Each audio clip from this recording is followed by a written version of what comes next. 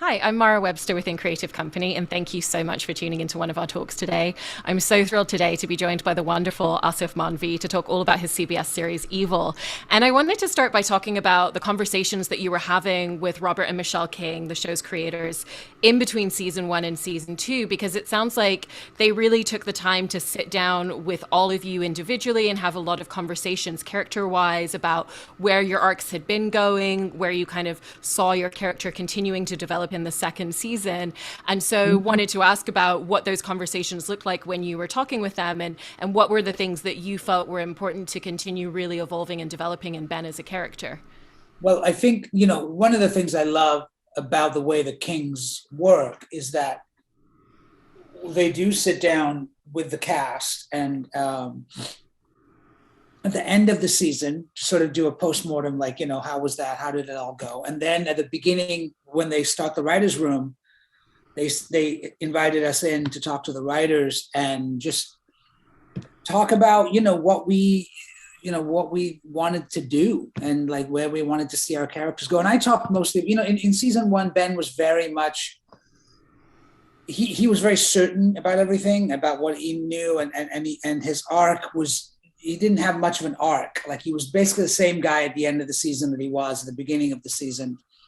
And so this time I asked the Kings to sort of play. I really wanted to play with this idea of Ben being challenged in his certainty and not knowing, challenged more and in a more terrifying way, that he's really thrown off. So he ends up in a place where he's not sure, and things have really kind of shaken him in terms of what he thinks is true and not true. And so, we talked about that. We talked a little bit about starting to like explore a little bit more of his family background and just his background in general. Like, why does this guy who could be working for NASA, why is he working for the Catholic Church? Like, can't be making that much money. And even though he has a really nice apartment. So, but he's clearly not, it's not where you would expect to find this guy. So how did he end up there? So we start in this season, like just peeking into that a little bit. We start like peeling those layers a little bit and start getting an idea of maybe what was Ben's backstory and how he ended up here. And I'm hoping that in season 3, we go even further with that. Mm-hmm. And there's one of the episodes in the new season where there's an electronic device that induces visions. And for your character, with a lot of what he sees, it sounds like that actually came from just a general conversation that you and Robert had at one point, just over drinks, where you'd been talking about some of the stories that your grandmother used to tell you. And so what does it mean? You've done your homework. What does it mean to you to be working on a show where they're really kind of listening to everything that you're saying, bringing in those sorts of personal details, and the ability to have, that autonomy that you were talking about before over kind of where his journey's going as well? Yeah, I mean, it was definitely nice and surprising and felt very, it definitely felt like we were part of the process. And I'm sure Mike and Katya and Michael and everybody has similar stories of their own sort of conversations with Robert and Michelle. But for me, it was, he was asking me because, Ben was never written as a brown character. He was never written Muslim, or he came from, and he was sort of just written as a tubby white guy, and then I got cast, and they were like, well, now we have this opportunity to explore a whole other side of faith, and there's a whole other religion that Ben comes from. Even though he's an atheist, his heritage and where he comes, so it was. So Robert was asking me about, are there things in your culture, in your religion that are sort of I guess parallel to like the demons and devils that we're dealing with in Catholicism and all that. So I talked to him a little bit about this. I didn't have any like expertise about Islam, although we do also do an episode this season where there's a jinn, which is an Islamic sort of trickster. It's where the word genie comes from in Aladdin, and so a jinn is a in Islam, a jinn can be good or bad, and he or she, it is more of a trickster, more of a someone who can either be of a demonic nature or connected to God, I guess. But we talked about, that came through this season, which I thought was really interesting that they incorporated that. And then also Robin and I, what you alluded to, we were talking about, which is that we had drinks, and he was like, well, what about your own personal thing? And do you have any stories from your own life? And I told him the story about my grandmother when she told me when I was a kid about these, in the small town that she grew up in India, if you went out late at night, there would be these women and they would walk around, and they looked very beautiful. But if you looked down at their feet, you would see that their feet were turned backwards. And that's how you knew they were actually the dead. They were not even the dead. They were some kind of demon or spirit, and so there were that was an interesting story. And I think he latched on to that. And then when I read the episode in the season, I was like, oh my God, they totally incorporated that into the show. And there's a whole story. If you haven't seen it, I won't spoil it, but Ben manages to run in, has an encounter with one of these creatures and these women. And so, it's funny because initially when I read the script, I was like, oh my God, this is so cool. And then I called my dad and I was like, I was really excited because I was like, oh, they incorporated the story that, my grandmother used to tell me. And he was like, oh yeah. And I never discussed this with him. And he was like, oh yeah, those are called chorales. And I'm like, oh, that's a thing. And he was like, oh yeah. And I just thought it was something that my grandmother had told me, I never really had done any investigation into it. So then I went on Google and I was Googling chorales, and it's a whole, they are very common in Southeast Asian folklore. And they are these women who are shapeshifters, and they look very beautiful and they seduce men, and their feet are backwards. And that's how you know that they're not real. I think it's just a way to get young boys from going out late at night and looking for hookers, personally, but it's just a scare tactic. But it's a good one. On a separate note, I wanted to talk about forming Ben's viewpoint and the way that he approaches a lot of these situations and scenarios that he steps into, because in essence, it feels like Ben and Katya are the two that are the audience's viewpoint. When your characters start to believe something, the audience starts to believe it. For David, he's a true believer, so he's stepping into all of these spaces and really believing what he's being told. And I know that a lot of the early scripts would even mention, oh, he says this incredulously, or he looks incredulous, and that was a really common word descriptor for your character, which I imagine gave you a lot of kind of a lot of keys into how he was looking at a lot of these scenarios and situations. Right. Well, so when you go into all of these different types of scenes and scenarios where they're hearing these incredibly large stories, how did you initially figure out what his viewpoint was and the way that he was going to respond to being told these types of stories and situations at the same time that he's trying to look for a logical explanation? Well, it was funny because in the first season, I remember reading the scripts and I was like, every other page, Ben would be like, Ben looks on incredulously. Ben is incredulous. And it was always, I was like, if I have to see the word incredulous one more time.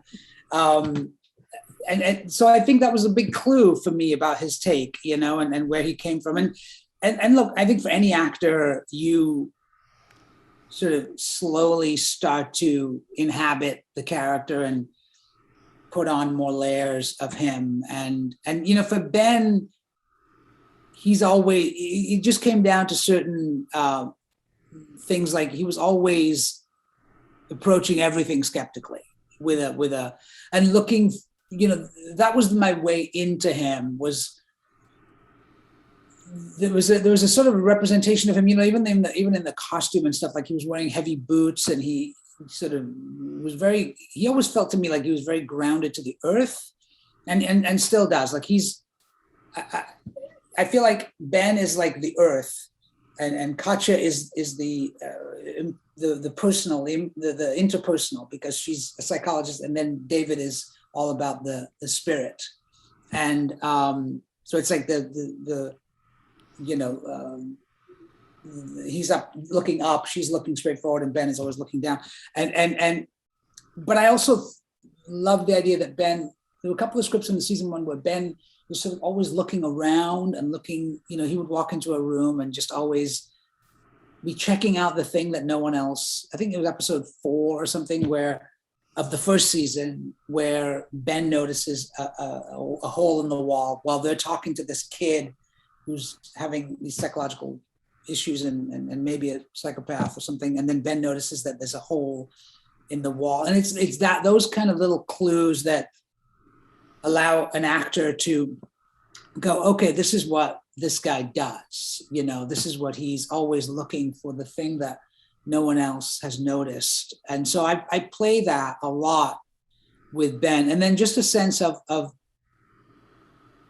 he always is aware of the fact that all of this could be bullshit. Like it's all, even this season when he's getting visited by the succubus, the female demon that he gets visited by, there's a part of, I think Ben recognizes that this is not real, even though it's affecting him, and he's feeling the feelings of it. And, you know, when she tortures him, it feels real. But I think his brain is also, he's also going, wait, this is, I'm creating this, you know. I think there was a great line in this season where the female demon, before she bites his nipples, she takes out her retainer.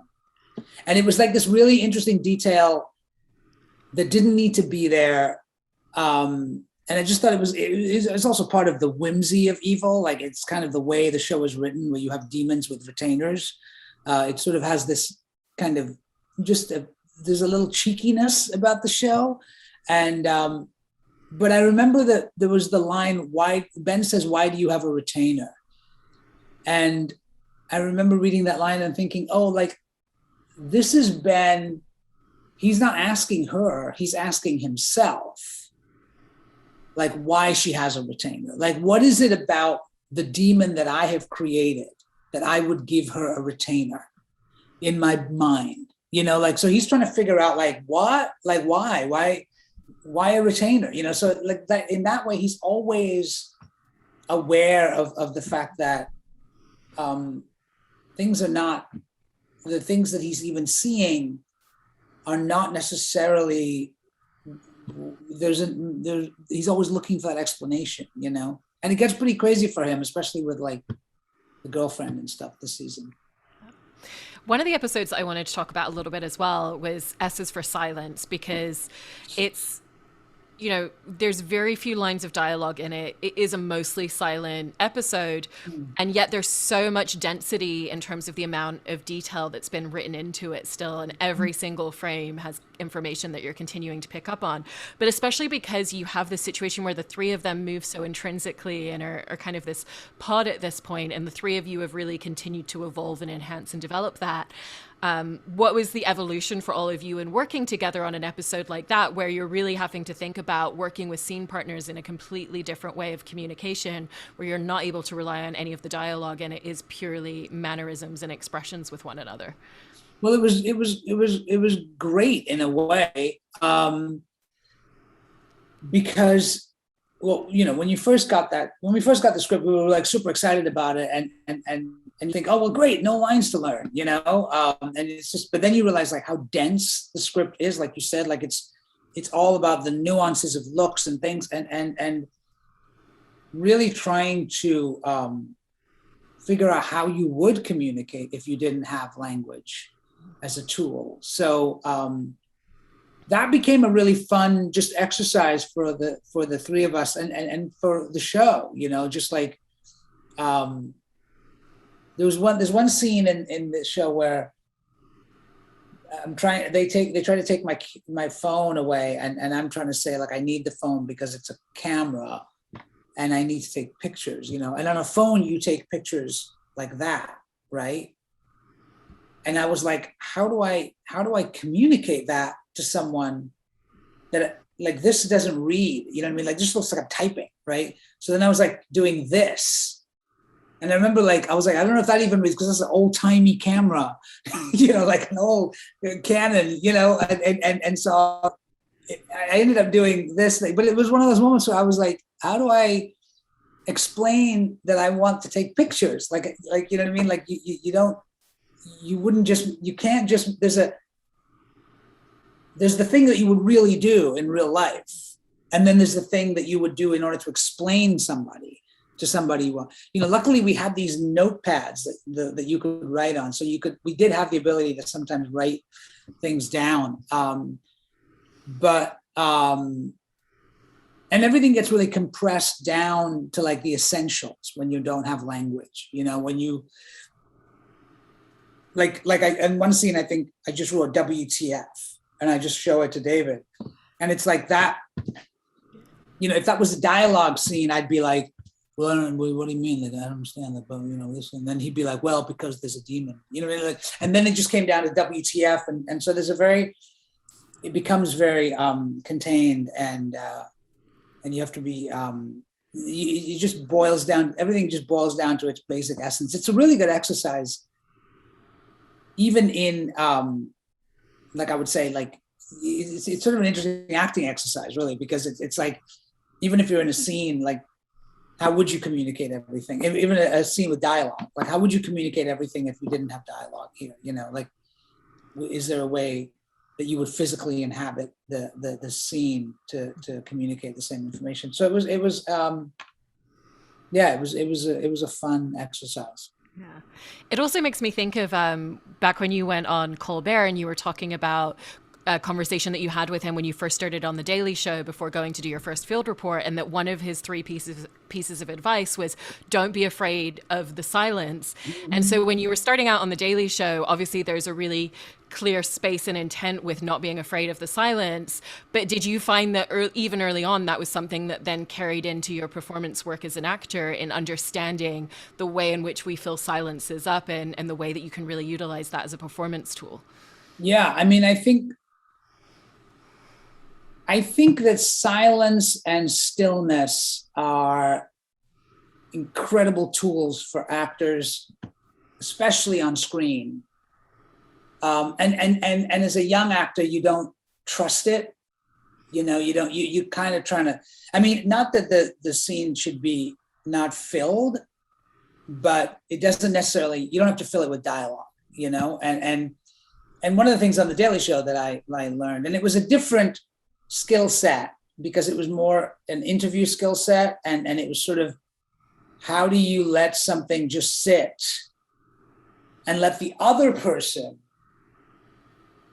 take on the uncomfortableness of the silence, and then they will fill the silence. You know, it's probably a classic interview technique, but especially when you're on a show like The Daily Show, where you're trying to get people to say things that their lawyers wish they never said. You know, so yeah, it was definitely a thing. On The Daily Show, you know, you were trying to, we used to call it "fuck the chicken," and it was like you're trying to get the person to say they fuck the chicken, and the only way they're going to say that is if you just give them the space to just like, you don't actually direct them there. You just keep opening up doors and letting them walk into those doors, and then filling up that space, and they will eventually say that thing. So it was a really good technique, and you know, and even in like work that I've done since The Daily Show, or just even in sort of more traditional acting stuff, like, it feels like sometimes I do go back to the silence and the stillness, because I think, and it's something also that I learned in acting class, I think, but I didn't really understand it at the time, because I was probably too young and didn't have enough experience. But I feel like now I have more experience in terms of just allowing the still. And Ben does a lot of that. Ben is, you know, there's a lot of stillness in Ben, because he's so, again, like I was saying before, he's so planted You know, he's more of a tree than a bird, you know. So because of that, there's a lot of stillness in him. Mm-hmm. I also wanted to talk briefly about This Way Up, in which you're acting alongside Aisling Bea and Sharon Horgan, and particularly because one of the things that Aisling has done with that show that's so great is she's not using, you know, the show and adding conversations about deeper context, like the fact that her character is dealing with depression, as just an add-on to the narrative. It's actually that's the main crux of the show, and the comedy allows you to have these deeper conversations. And when we look at your character Vish in the second season, there's even ways in which that comedy as a cover allows you to start having certain conversations about where he sees his future, the way that he's starting to revisit the idea of his past, re-questioning whether he does want to have children and potentially adopt with Shona once they're married. And so for you, how has the way that Aisling writes and creates the show really allowed you to step into these layers, into these depths of Vish as a character in that particular way? Well, it's interesting, you know, Aisling is such a brilliant writer and creator, and she has such a very clear voice in her writing. You know, you know it's her writing, and especially the character, you know, of Anya and even Shona. Like, that relationship is also very specific and clear in a way that is, you know, as a writer, I'm jealous that she is able to, you know, hone such specificity and mine it. But in terms of Vish, I think, you know, this season I was in New York and I couldn't fly to London for obvious pandemic and other reasons, but so we did it all over the Zoom and Skype and all the scenes. And at first it was like, oh, this is a, you know, we'll make the best of this sort of moment and like have Vish be in New York, and we can still have scenes where him and Shona are discussing this stuff, because I think she has, but it was also, it's what the distance did. It also created that separation that I think worked in the show. That sense of like him feeling like he's starting to think like, oh, I want to have, maybe I do want to have a child, and maybe I do want to adopt. And like you said, he's visiting his past a little bit just to kind of put that away, and he's entering this space, and the distance from her felt like it almost worked and made that richer, because he's not able to kind of be in the room with her. Like, he has all this stuff going on, but you know, like it's all getting talked about while, well, yeah, I gotta go. Okay, I gotta go do this other thing. Okay, bye. You know, it's like those moments when you're trying to have like this intense conversation or this deeper conversation, but you can't because whatever else is going on, and you're not really connected, and you're sort of on the FaceTime or, you know, whatever. Like, it just, I think it made it all a little bit richer and more, and a little sadder and more tragic, because he can't really, he feels a little bit disconnected, you know, literally and figuratively and emotionally. Like, she's, you know, doing, and she's living in his house also, which was the other thing, which is weird, because like she's moved into his house, so she's in his space, but he's not there, and it just created a really interesting dynamic that I don't think was, you know, it's like sometimes necessity is the mother of invention, you know. And so I think that was a classic case of where we found this, or Aisling, you know, found this sort of dynamic that it was really born out of the necessity of me not being able to go to New York. I mean, to London. Yeah. And when it comes to the comedy in Evil, did you find it very easy to figure out what the tone was going to be, how far you can take that humor? You know, there's a great kind of like cerebral, dry humor, and Robert and Michelle, like you said, there's so many tiny details, like even in S's for Silence with the boards that they're writing on, like one of them has like a little like cartoon Casper the Ghost from the 80s in it. Did you find it easy to find the line of how far you can carry the comedy in a show like that before it starts to make the audience question what they're watching story-wise? Or was it very natural to find because of the way that they've written the details into the show so specifically? Yeah, I never worried about the comedy I think what's been great is that there's a natural kind of relationship and chemistry that Katja and Mike and I have developed. And it does sort of bleed into our on-screen dynamic sometimes, that there is a kind of eye rolliness that I sometimes have around, like just stuff in our relationship, like there's a kind of sort of, I find like with Mike, like I'll sometimes just like sort of his kind of, Mike is a guy who's like, he'll be like very certain about things, he's like, this is the way, he's very certain. And sometimes like his like way of dealing with something is like having absolute certainty. And I'm just more like, well, I don't know. I mean, maybe, I don't know, and there's an element of that with Ben as well, where like David is incredibly certain about his beliefs and his spiritual, his relationship to God and all that stuff. And for Ben, it's all just sort of like, maybe, I don't know. There's a kind of, there's a, have you thought about, so this way, and Katja and I have a natural sort of relationship off camera as well, that then bleeds into a little bit of the on camera stuff. So it's interesting. Like, I don't think I've ever thought about like specifically playing the comedy, but I think the relationships just lend themselves to that, like whenever like I find that David and Kristen have any kind of sort of like quote unquote sort of like romantic or potential sort of like, there is a kind of sense of Ben being like, like there is sort of like, ew, like that is real. You know what I mean? It's like, and it's funny how, it's like whether our characters inform us or whether we inform our characters, it starts to sort of bleed together, and you start to kind of find things in real life that, bleed into the show. Yeah. I think the dynamic that the three of you have created is a huge part of why that show works so well. And I have about a million questions about what's actually going on. And I'm sure by the end of the season, it'll be 1,000,001 questions because that's the intent of it. Yeah, probably. Yeah. But thank you so much for sharing all of this, Aasif. Really appreciate it. Thank you so much. Thanks for having me.